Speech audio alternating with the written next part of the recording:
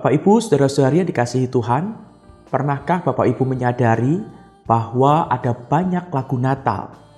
Dan dari sekian banyak lagu Natal yang ada, maka ada beberapa lagu yang menjadi kegemaran umat Kristen di Indonesia. Ada lagu-lagu yang dirindukan oleh umat untuk dinyanyikan bersama, terutama di dalam masa raya Natal, tanggal 24 Desember, yaitu dalam ibadah malam Natal. Lagu yang kita bahas hari ini adalah lagu yang unik. Keunikannya salah satunya terletak pada panjang lagu. Walaupun baitnya hanya satu, namun lagu Natal ini ternyata cukup panjang. Coba perhatikan gubahannya. Tampaknya awalnya lagu Natal ini disusun untuk paduan suara, bukan untuk nyanyian umat.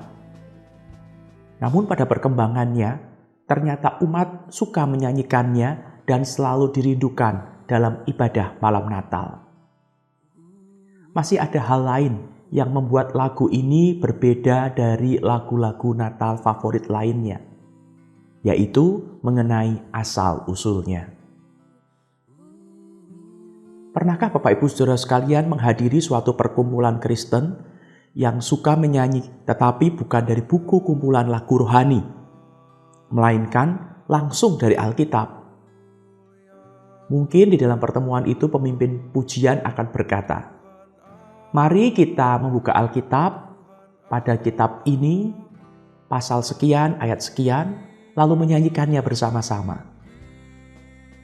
Sepanjang abad umat Tuhan suka menyanyikan firman Tuhan. Bahkan pada zaman Nabi Musa, orang-orang Ibrani diimbau untuk mengingat akan perkataan Musa dengan jalan menyanyikannya. Kita bisa melihat di dalam kitab Ulangan pasal 31 sampai 32. Dan saya akan membacakan dari kitab Ulangan pasal 31 ayat 22. Pada hari itu juga Musa menuliskan nyanyian ini dan mengajarkannya kepada orang Israel. Menyanyikan firman Tuhan sudah menjadi tradisi umat Tuhan di sepanjang abad. Jika kita menerapkan ayat Alkitab pada sebuah melodi, tentu ayat itu akan dinyanyikan dalam bahasa yang kita kenal. Tetapi bagaimana jika orang yang berbahasa lain ingin menyanyikan lagu Alkitabiah itu? Biasanya ada dua kemungkinan. Salah satu di antaranya adalah akan diterjemahkan supaya dapat dipahami.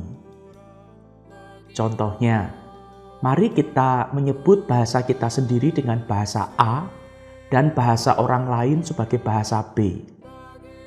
Kata-kata dari bahasa A yang sudah biasa dinyanyikan itu memang dapat diterjemahkan dan tetap dinyanyikan, tetapi susunan kata-kata dalam terjemahannya tidak akan sama persis dengan ayat-ayat yang ada dalam Alkitab dalam bahasa B.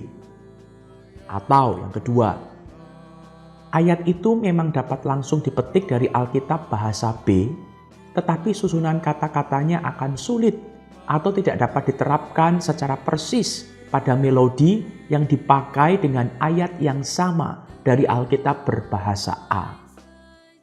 Contohnya, bagian pertama dari Injil Yohanes pasal 3 ayat 16 dalam bahasa Inggris berbunyi sebagai berikut. God so loved the world. Ayat ini telah diterapkan pada sebuah lagu yang menggunakan 5 not saja untuk kelima kata pendek itu. Tetapi dalam Alkitab bahasa Indonesia, suku kata dalam kalimat yang sama itu adalah begitu besar kasih Allah akan dunia ini. Menjadi amat panjang. Bagaimana mungkin kata-kata itu dapat diterapkan pada not-not yang jumlahnya hanya 5? Jadi, biasanya seorang yang ingin menerjemahkan sebuah ayat Alkitab yang telah diterapkan pada sebuah lagu terpaksa memilih antara kedua kemungkinan. Yang pertama, susunan kata-katanya harus dicocokkan sehingga tidak lagi menjadi kutipan langsung dari Alkitab. Atau melodinya harus diubah, bahkan diganti sama sekali. Mengapa keterangan seperti di atas perlu disampaikan di dalam pembahasan lagu Natal yang kita bahas saat ini? Itu semua karena lagu Natal yang kita bahas saat ini mengalami proses seperti yang sudah dijelaskan di atas, sehingga dapat dinyanyikan dalam bahasa Indonesia. Itu mengenai syairnya. Lalu bagaimana dengan asal-usul melodi lagu ini? Asal-usul melodi lagu ini memang agak misterius. Tidak banyak yang diketahui tentang asal-usul lagu Muliakanlah. Rupanya pengarang melodinya adalah seorang Belanda atau mungkin seorang Jerman yang bernama G.A. Schulz. Mulanya not-not dikarang dan not-not yang indah itu kemudian diterapkan pada sebuah syair duniawi yang berjudul Si Burung Penyanyi di Waktu Malam. Dan melodinya digubah tahun 1870. Kemudian seseorang yang entah tidak diketahui siapa namanya mengambil melodi tersebut dan diterapkan pada kata-kata yang disebut lagu para malaikat. Dalam bentuknya yang baru, lagu itu kemudian diterbitkan dalam koleksi-koleksi buku nyanyian rohani di negeri Belanda.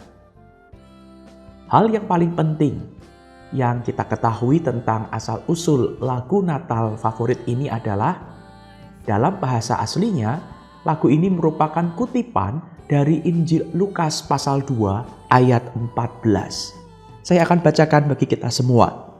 Injil Lukas pasal 2 ayat 14. Kemuliaan bagi Allah di tempat yang maha tinggi, dan damai sejahtera di bumi di antara manusia yang berkenan kepadanya. Memang kata-kata dari sebagian kutipan tersebut masih jelas terdengar jika kita menyanyikan nyanyian ini dalam bahasa Indonesia, khususnya dalam kata-kata damai di bumi. Tetapi sebagian besar dari kutipan lagu tersebut tampak dalam proses penerjemahannya dari bahasa Belanda ke dalam bahasa kita mengalami perubahan. Ucapan para malaikat menurut Lukas pasal 2 ayat 14, Ere ze God, dalam bahasa Belanda diubah menjadi berilah hormat, atau hormat diberi, atau muliakanlah, seperti yang sering kita nyanyikan. Hal ini dilakukan agar susunan katanya tetap sesuai atau cocok dengan melodi yang asli. Sedangkan ucapan para malaikat menurut Lukas pasal 2 ayat 14 dalam Alkitab bahasa Indonesia ialah kemuliaan bagi Allah. Mungkin kisah nyata yang terjadi di balik lagu Natal yang lain daripada yang lain ini hendak mengingatkan kita. Orang Belanda maupun orang Indonesia atau orang dari bangsa manapun juga dapat memadukan suara mereka dengan suara para malaikat dalam menyanyikan puji-pujian bagi Allah yang Maha Tinggi, yang telah mengutus Yesus Kristus sebagai Juru Selamat dunia. Selamat menyanyikan lagu Natal pilihan ini. Selamat bernyanyi bersama dengan para malaikat di surga.